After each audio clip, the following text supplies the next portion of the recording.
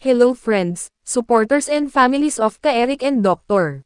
Lorraine Badoy, we wish to inform you that as of 9 a.m. today, December 7, 2023, inilipat po kami sa South Facility Building, beside the South Gate of Batasan Complex, for our continuing persecution through the illegal detention order issued by House Committee on Legal Franchises, upon the orchestration of the de facto, illegal President of the Republic of the Philippines, Martin T. Romualdez, who is weaponizing the entire House of Representatives as his personal machinery for personal vendetta and political persecution against his political enemies, with his political alliance with the CPP and PANDF, especially the urban operatives of the communist terrorist group, their Kamatayan Party-list bloc. The Romualdez CPP and PANDF mini-coalition government inside the House of Representatives is now weaponizing the House of Representatives as their main political machinery to violate constitutional rights of individuals WHO they consider as threats to their political tyranny. I, and Dr. Lorraine Badoy are now entering the second day of our hunger strike, hunger protest as we continue to resist and oppose our serious illegal detention at the House of Representatives, Batasan Complex. Please keep us strong by your prayers and moral support, for God, country and our people, we shall persevere. Yan ang mensahe ni Ka Eric kung saan nakulong siya ngayon sa Kongreso kasama si Lorraine Badoy, na contempt siya matapos hindi niya pangalanan ang kanyang source. Ito ang aalamin natin sa video na ito. Kung bago ka lang sa aking YouTube channel baka pwede makahingi ng like at subscribe at click mo na rin ang notification bell para updated ka sa aking nilalabas na bagong video. Salamat po.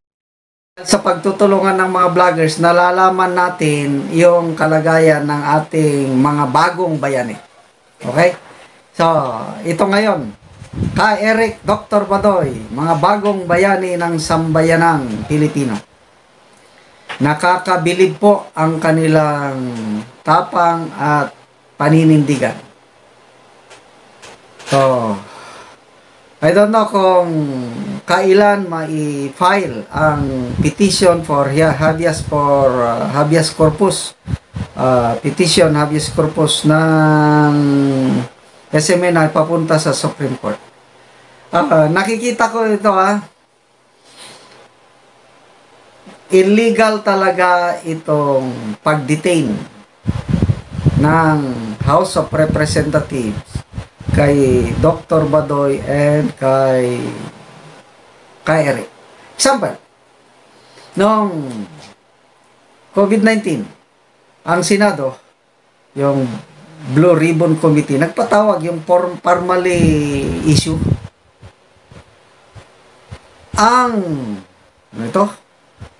Ang Senado, tinakulong nila ang mga formally executives. Don't know kung ilang araw o linggo. Tagal-tagal din yun. Ngayon, nag-file ng petition itong formally sa Supreme Court. Bago lang lumabas yung desisyon ng Supreme Court na illegal detention ang Senado. So, abusador ang mga senador when it comes to yung kaso ng formally. Kailan? Wala na, tapos na. But let's not forget yung ginawang pang-aapi ng mga senador sa mga executives ng formally. So, the same thing din dito sa nangyari sa House of Representatives. Ang issue doon is yung source. Pangalan mo. Ayaw pangalan ni Ka Eric. May Soto law. I have the law. Soto law. Iba yung interpretation ng mga congressman. Sabi naman ng abogado ng SMNI na Congress is not authorized to interpret the law. It is only the Supreme Court. Yung interpretation nila pabor sa kanila. Kaya hindi daw mag-apply ang Soto law kay Ka Eric at Doc Badoy. Ano ba yan? Very clear yun na ang mga sources ng mga media practitioners ay hindi pwedeng pilitin na ibulgar. Nag-apologize na si Ka Eric. Humingi siya ng paumanhin, papatawad. Nakuryente ako, sabi niya. Dahil hindi niya na-verify, may report talaga. Hindi niya na-verify. Kailang brinodcast niya, kailang yung pag-broadcast, napakaklaro naman yung narinig ng sambay ng Pilipino, nagtatanong lang. Hindi naman conclusive, hindi naman niya sinabi na, "Hoy, Speaker Romualdez, 1.8 billion." Hindi. Tanggap naming report na ito ang expenses. Kaya tatanong lang sa speaker kung ano ba ang katotohanan. May batas ba na bawal magtanong? Yun ngayon ang ano. Parang ang batas ng House of Representatives na ngayon is bawal magtanong. Di ba ganun ang lumalabas?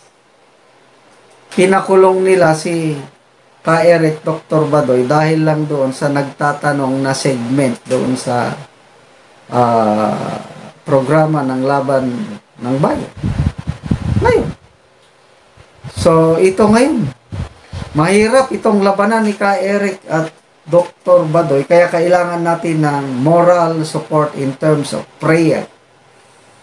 Pagdasal po natin na makayanan nila dahil hunger strike, mahirap yan, yung magutom. Although, scientifically, kung minsan nakakabuti yung hunger strike or fasting, basta may tubig Huwag lang yung dry fasting dahil mamamatay ang tao kung ilang araw na walang tubig. So, I don't know what kind of fasting ang ginagawa ni Doc Badoy. At anyway, doktora man si Doc Badoy, alam niya siguro yan. So, second day, hanggang kailan sila tatagal. So, sino ang kukurap? Sino ang may huling halakhak? Sa ngayon, humahalakhak ang mga kongresista dahil napakulong nila. Tignan natin. Sana, paboran ng Korte Suprema. Let's pray for favor sa Supreme Court. Kasi once na pumabor ang Korte Suprema, ay batikusin natin ang mga kongresista.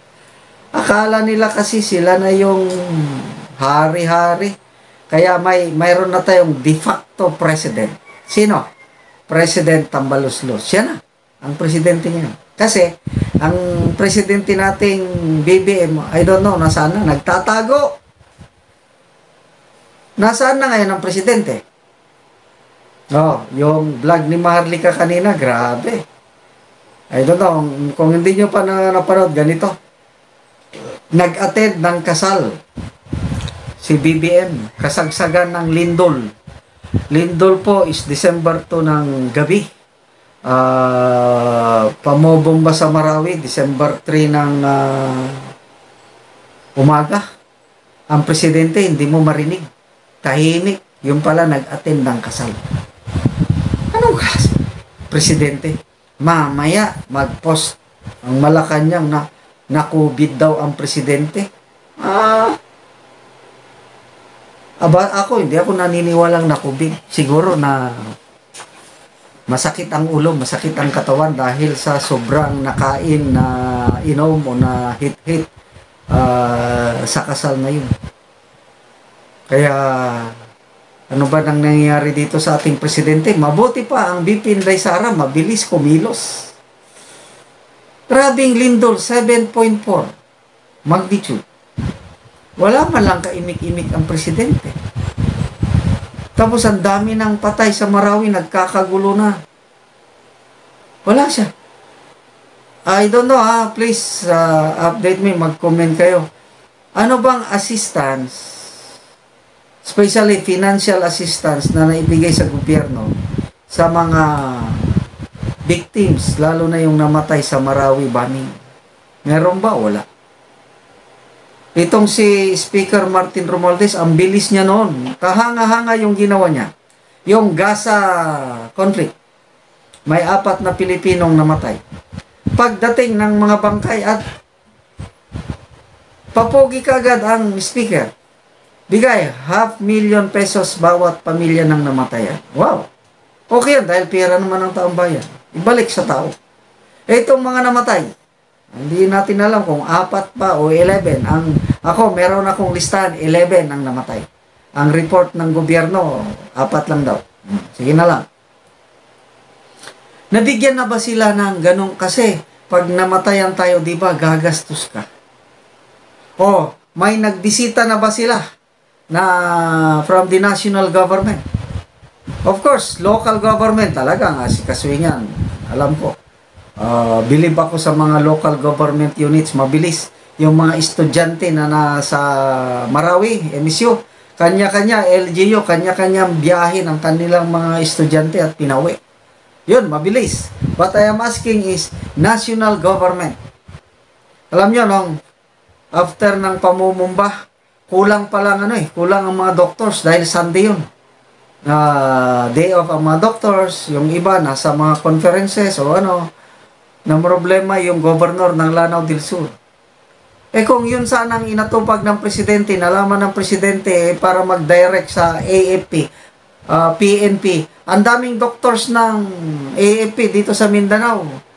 Ang daming air assets dalhin sa Marawi para tumulong pag-asikaso sa mga biktima. Wala ang presidente nag-attend ng kasal. Di wala. Nabudol talaga tayo. Budol man talaga. So, fight! Dr. Badoy and Ka Eric. Nasa likuran ninyo ang sambayan ng Pilipino. Mga DDS, mga kapwa ko DDS, let's pray for the well-being of Dr. Badoy and Ka Eric sa loob ng kulungan. Sana magtagumpay sila. Ano ang masasabi mo kababayan sa usaping ito? Kung meron kang reaction sa video na ito, i-komento ang iyong pananaw at opinyon sa usaping ito. God bless Philippines. Salamat po.